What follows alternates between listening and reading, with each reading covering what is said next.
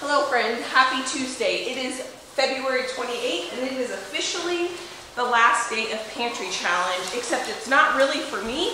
This Pantry Challenge is unofficially going to last for another week or so because I have 3 feet of snow on my driveway and I can't get my car out. My neighbor the other day they were able to get out, they offered to run to the store for me, and the only thing I really need is half and half. We still are going to be fine until, if I have to go another week, until I am able to make it out to go to the grocery store. So I'm going to, it's about a half mile, maybe a little bit more, hike to my neighbor's house. I'm going to go pick up my half and half because I'm not going to go a week without half to half of my coffee if I can avoid that. And I kind of just want to get out and get some exercise and be able to wear my ski stuff. Josh and I are skiers, and obviously this year we have not been able to go skiing.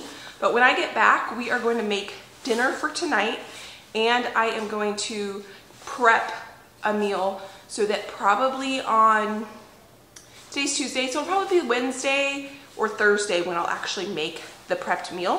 For tonight's dinner, we are gonna make stromboli, and we're gonna make 2 different styles. We're gonna make a red sauce based one and a pesto based one. I had to do some grocery shopping in my freezers and pantry for tonight's dinner, and that's how I got inspired to make this. So I have some homemade pesto that we have in the freezer, and I'm gonna put some of these roasted onion, roasted garlic in it with our red sauce and some red onion. And so we're gonna make a homemade dough when we get back from my neighbor's house. I pulled out some corn tortillas I found in the freezer, and we're gonna have the strombolis for dinner tonight. And then what I'm gonna prep is an enchilada casserole. So I got some homemade enchilada sauce, some homegrown, home-canned black beans, an onion. I'm thawing peppers for both recipes. I have some proteins for the dinners. For tonight's casserole, I'm gonna make some ground beef, so I have that thawing in some cold water, so when we get back it should be nice and thawed. I have some sausage that we will put in the stromboli tonight, and then some corn that we will put in the casserole. So I am gonna go trek to my neighbor's house, and we will be back to make dinner.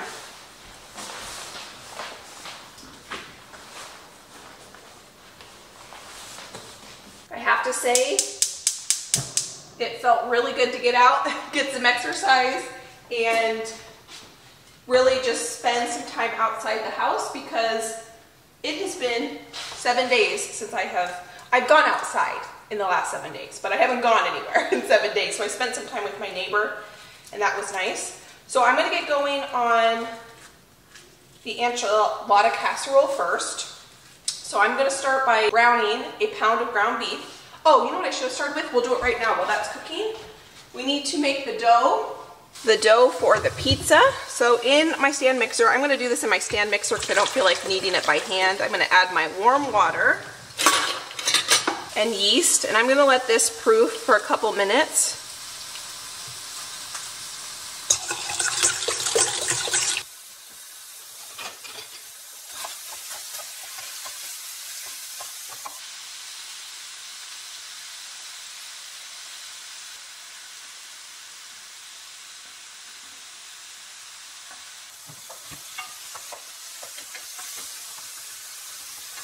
Can you see how nice and bubbly that yeast is? That is ready now to finish off making our pizza dough.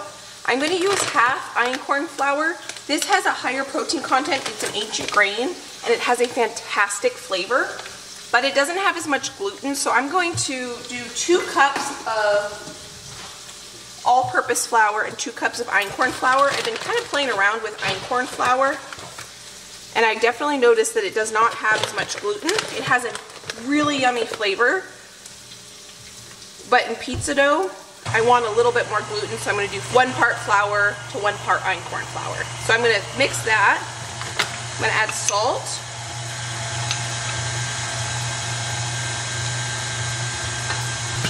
and about 2 tablespoons of olive oil. I may need to add about a cup more flour, but I'm going to start with that.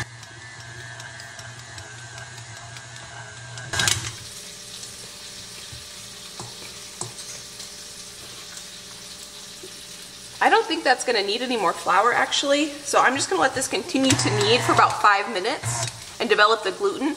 The longer it kneads, the more gluten that's formed, the less sticky it will be. While our dough is finishing up in the mixer, Our ground beef is ready for the next couple ingredients. It's got some nice color to it. I'm gonna add 1 onion that I chopped. This was a pretty large onion. I'm just gonna add the whole thing. And I'm gonna add the equivalent of what would be about 1 bell pepper or so. These are the frozen peppers we preserved up from last summer.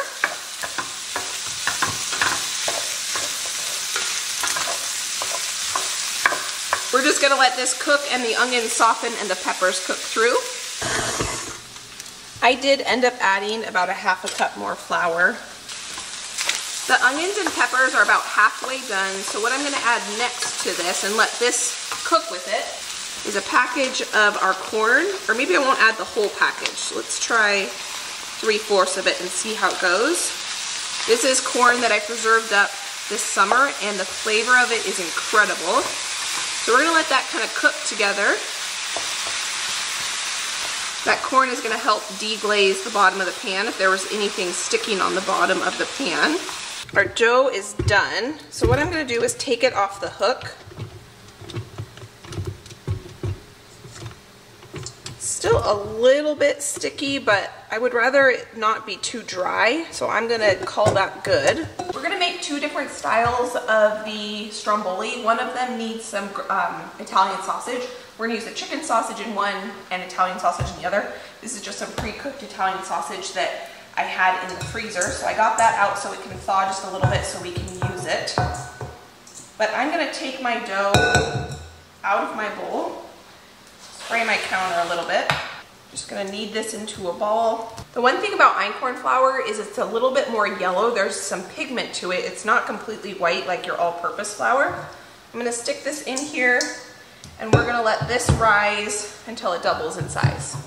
I probably should have started the dough first, so that could be rising while we did everything else, but I think we'll still get in and out of the kitchen very quickly. And the nice thing is we'll have dinner made for tonight, and then I will also have dinner made for later this week, and I won't have to worry about cooking later this week. I can just get 2 things done at once. And kind of messy up the kitchen just this one time. I did grab out a 9x13 baking dish that we're gonna make our enchilada casserole in. And while we're waiting for everything to kind of come together, I'm gonna go ahead and slice up these chicken sausages.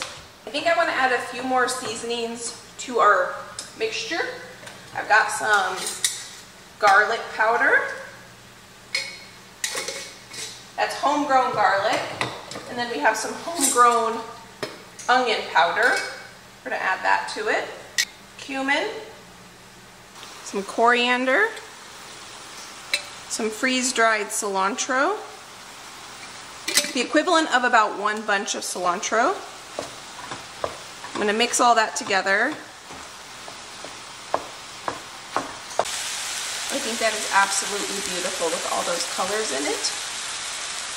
I do want to give it a quick taste test though, before we commit to putting it into our casserole dish.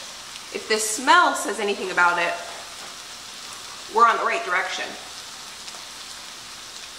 I have to get my dog in here. That's perfect. Doesn't need any salt or anything. Perfect. Now we are ready to assemble our enchilada bake. That didn't even take us 10 minutes to cook that up, and we're already ready to kind of pull this whole thing together. We have our enchilada sauce. I did pull a can of black beans. We might add those, we might not, depending on how much it fills this dish. We've got our filling mixture, and here I have some corn tortillas. These were in my freezer, and they desperately need to be used up, so this is perfect kind of application for this. I also have some cheddar cheese here that I shredded up earlier. I'm gonna start by opening a jar of our homemade enchilada sauce. This stuff is incredible. We're gonna just put a little bit of that on the bottom of our dish.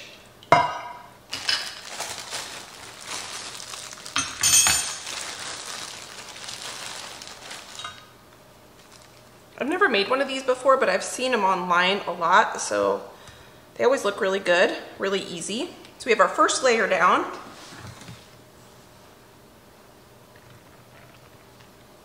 We're basically making kind of like a Mexican style lasagna.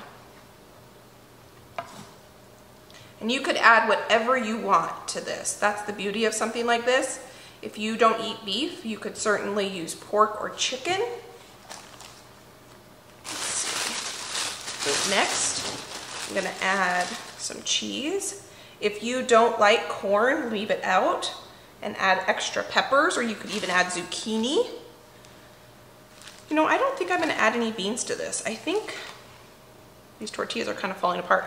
I think with the filling and everything, we will have plenty of filling, and this is gonna be plenty. If you're a vegetarian, you could leave the meat out altogether and just add beans. I think I'm gonna add a little bit of enchilada sauce here, just so these tortillas don't dry out, because there's not much moisture in this filling mixture. Yeah, we have plenty of filling mixture without having to add any beans to this. This is one of those dishes that's kind of like an anti-recipe. You can really make it however you want. You could even use green enchilada sauce instead of the red enchilada sauce that I have here.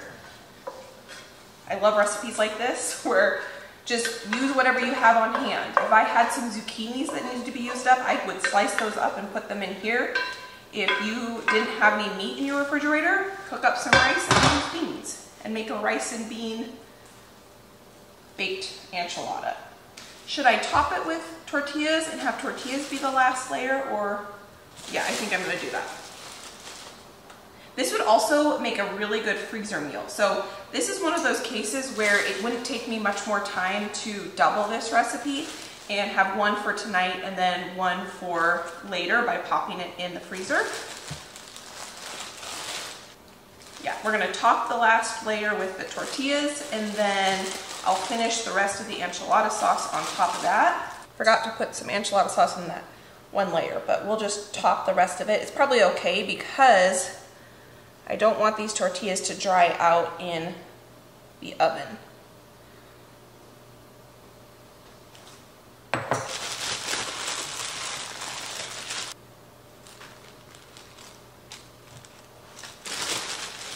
Oh my goodness, this is all the cheese we have left, and we need the cheese for tonight. I almost forgot about that. I probably would have skipped one of the cheese layers in here if I had remembered that, but that's okay.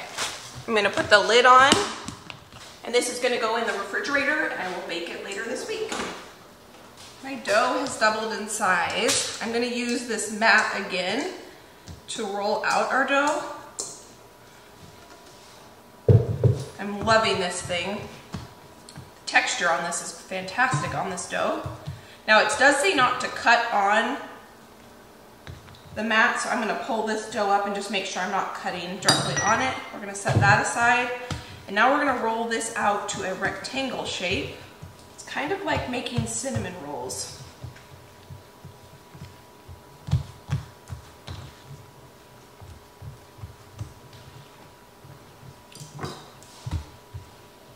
This first one is gonna be our pesto one.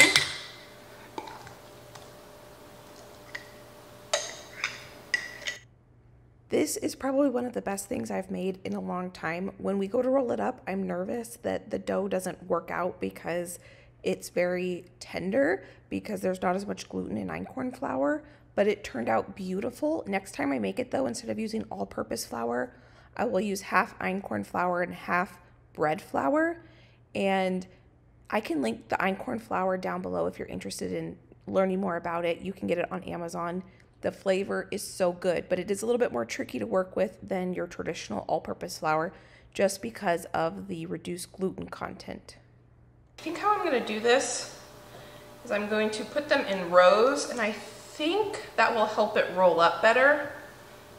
I don't know for sure because I've never put this kind of sausage in this before, but that's just the way my brain is working, and I think I'm gonna offset them. We still have about half that sausage left that maybe I'll make a breakfast casserole with the rest of this sausage. I'm gonna add half of our peppers, half of our cheese. Now this is cheddar cheese. If I had mozzarella, I would probably use that instead, but I do not have that, so this is what we're using today. Don't want to use too much of it because I want to make sure I have enough for the other one. I almost forgot, I've got some Parmesan cheese in the fridge I can put on this. The The last thing I'm gonna add are some of these roasted garlic cloves from the garden. This is basically just roasted garlic. I should have put this on the dough first because then I could have kind of spread it. But I will just kind of use my hands, I guess, to put it on here. Okay, that looks divine.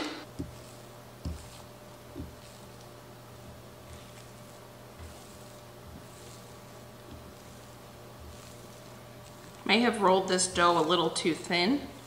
I can kind of see through it. Yep, this dough I rolled way too thin. That's okay. I think it'll still cook up nicely. I hope this cooks okay, because it is kind of breaking through. You know what I want to do? I'm worried this is going to stick.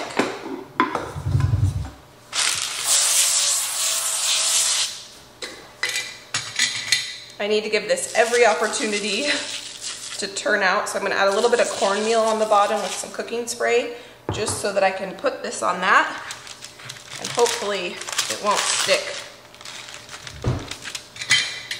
I'm also going to cut this in half so I can pick it up.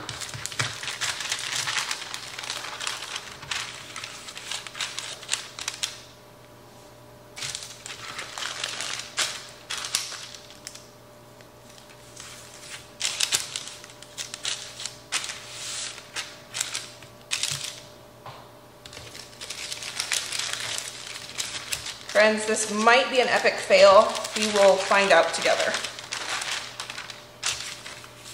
It could be that I used the einkorn flour too, but I think it's more because I rolled it way too thin.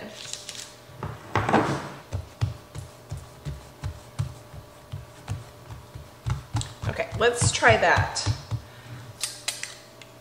This is tomato pizza sauce from 2021's garden. I did not roll this crust out quite as thin as I rolled out the first one, and that did help, but both of them did bake up really good and they held together just fine. I was really stressed as I was making this. I was thinking, oh man, I've got another fail on my hands and I'm going to show the world, but it turned out just fine. That's why it is fun to experiment, because sometimes when you're not sure if something's going to turn out, it ends up being probably one of your next favorite things, and Josh loved this. I will definitely make this again. But like I said, I want to experiment next time using bread flour, because bread flour has a higher gluten content than just your all-purpose flour. I'm actually looking into getting a new wheat mill. So if you guys have any recommendations on which wheat grinder you have, if you have any experience with it and which one your favorite is, I would greatly appreciate your input.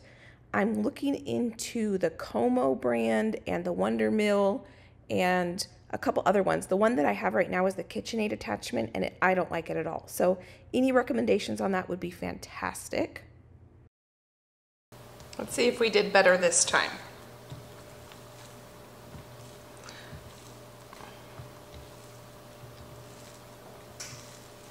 Yeah, way better. Way, way, way, way, way better. I can actually pull this up and pinch it up here.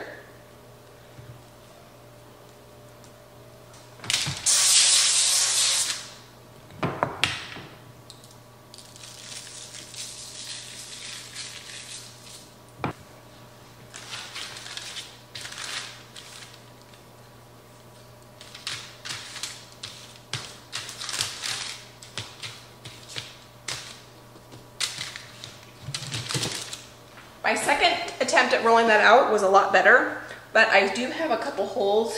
Hopefully it bakes up just fine. I think it should. I mean, I think it'll taste good. It might not be the prettiest thing. The most important thing is that it bakes all the way through. So I'm gonna bake it at 350 degrees, a little bit of a lower temperature, just because I wanna make sure the inside gets nice and cooked.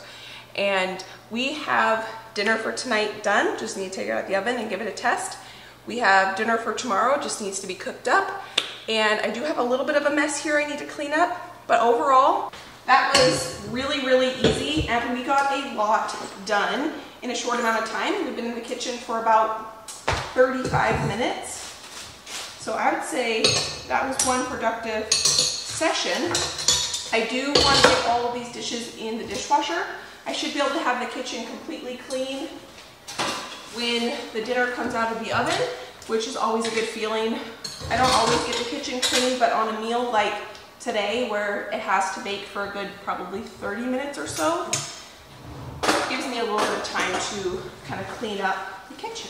We do have a little bit of extra onions and sausage. I'm gonna add both of these to a leftover container, and I'll probably make a breakfast bake later this week with that. I am now completely out of any cheese except Parmesan cheese. I do have quite a bit of Parmesan cheese, so I could definitely make a breakfast bake with Parmesan cheese and potatoes and sausage and onions and peppers. That'd be good.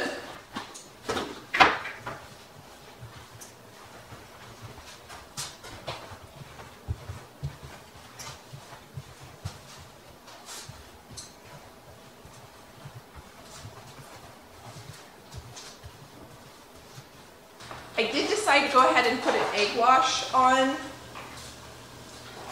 our stromboli.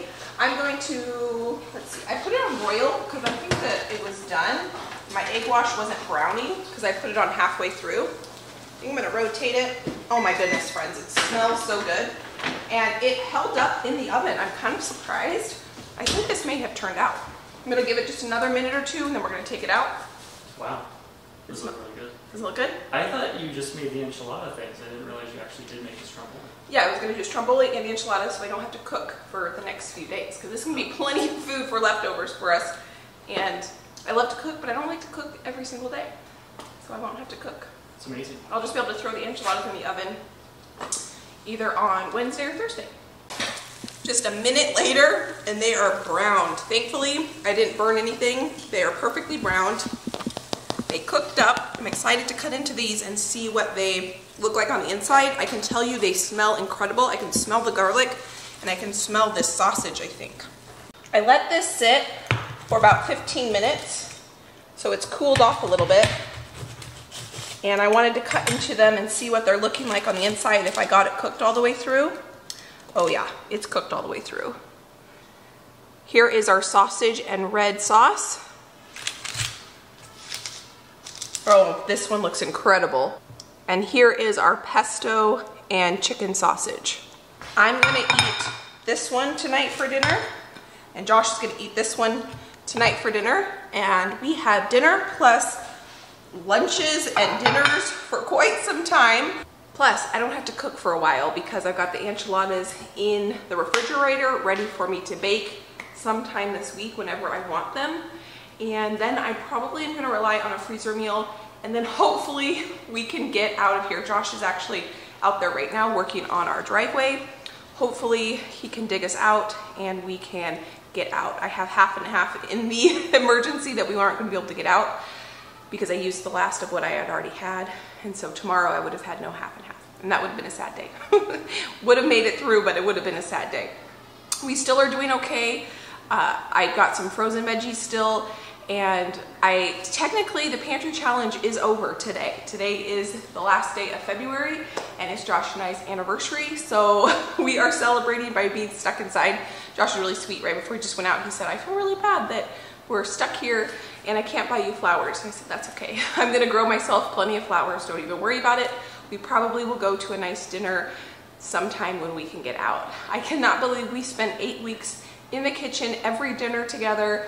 And it's been quite the journey. We made it here. I am excited. Pantry Challenge taught me a lot. I've got a lot of thoughts about it. I've been taking notes about my thoughts. So I'm gonna do a recap and we're gonna sit down and kind of go over everything. I cannot wait to go grocery shopping. I am ready for some fresh produce, lots and lots of fresh produce. And I'm ready for this next year's garden. I had some pepper seedlings sprout this morning. And what else do I have? Cabbage and cauliflower sprouted out there and a couple herbs, and I'm really excited about this year's garden. I'm kind of thinking about maybe doing a pantry challenge during garden season because that would be extremely easy to do a pantry challenge during garden season, but we'll just see when we get there what this season looks like. The nice thing about this next year is we're not going to be moving during garden season, so I'm going to have a little bit more time to focus on using those fresh produce items as they come out of the garden, versus last year I was really having to focus on preserving it when it came in if we didn't have time to eat it because we were so busy. It was very difficult to manage all that produce. So I did throw some of it in the freezer, like those tomatoes that we turned into barbecue sauce not that long ago. So I just want to say thank you for being here along the journey as we did this pantry challenge. Thank you, Jessica at Three Rivers Homestead, for hosting this challenge and giving us the idea and helping us, encouraging us to kind of learn how we're storing our food, and if we're storing what we should be storing, what our family eats, what we store too much of, what we don't store enough of, and kind of learning that so that in the event you get stuck and you can't get out, you have things on hand that you can cook and it doesn't become an emergency. So thank you for being here. Thank you for taking time out of your day to spend time with me. If you enjoyed this, I can pop a couple of my other videos here. You can go enjoy it between now and my next upload, and I can't wait to see you next time. Bye, friend.